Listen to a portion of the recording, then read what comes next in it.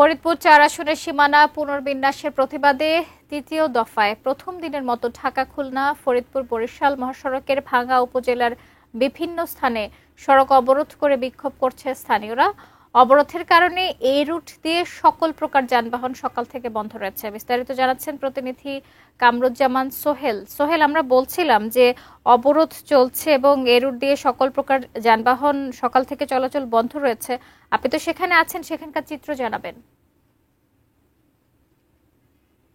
বলছিলেন যে ফরিদপুর ৪ আসনের যে দুটি ইউনিয়ন রয়েছে সেই দুটি ইউনিয়ন কেটে নেওয়ার প্রতিবাদে আমরা দেখেছি যে গত বেশ কয়েকদিন ধরে কিন্তু এই সড়ক এবং রেলপথ অবরোধ চলছে। তো আজকে তৃতীয় দফার প্রথম দিনে আমরা দেখেছি যে সড়ক এবং রেলপথ যে অবরোধের চিত্র, সেটি হলো যে আজকে এই বৃষ্টি উপেক্ষা করে কিন্তু এখানে হাজার হাজার মানুষ আমরা দেখেছি যে সড়ক অবরোধ করে রেখেছে।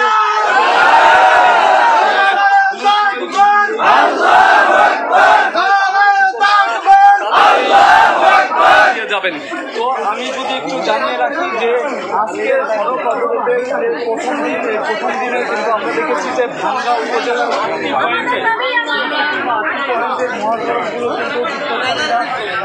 সকল প্রকার যানবাহন কিন্তু বন্ধ রয়েছে। তো আমরা জেনেছি যে রাজবাড়ী থেকে ঢাকাগামী যে নকশিকাতা এক্সপ্রেস ট্রেনটি রয়েছে সেটি ভাঙ্গার হামিদী স্থানে বিক্ষোভকারীরা কিন্তু আটকে দিয়েছে, আমরা এমনটি জানতে পেরেছি। তো আমরা একটি বিষয় জানিয়ে রাখি যে গত কয়েকদিনের যে আন্দোলন, এই আন্দোলন আমরা দেখেছি যে তীব্র থেকে তীব্রতর হচ্ছে। আজকে যে প্রথম 3 দিনের যে আজকে প্রথম দিন অবরোধের, সেই অবরোধের প্রথম দিনে আমরা দেখেছি যে বৃষ্টি উপেক্ষা করে কিন্তু হাজার হাজার মানুষ কিন্তু এখানে এসে উপস্থিত হয়েছে এবং তাদের একটাই দাবি, তারা বলছেন যে ফরিদপুর ৪ আসন থেকে যে দুটি ইউনিয়ন কেটে নিয়ে ফরিদপুর 2 আসনের সাথে সম্পৃক্ত করা হয়েছে সেটি যতক্ষণ পর্যন্ত পুনরায় আবার ফেরত দেওয়া না হবে ততক্ষণ পর্যন্ত তারা কিন্তু রাজপথ ছেড়ে যাবেন না।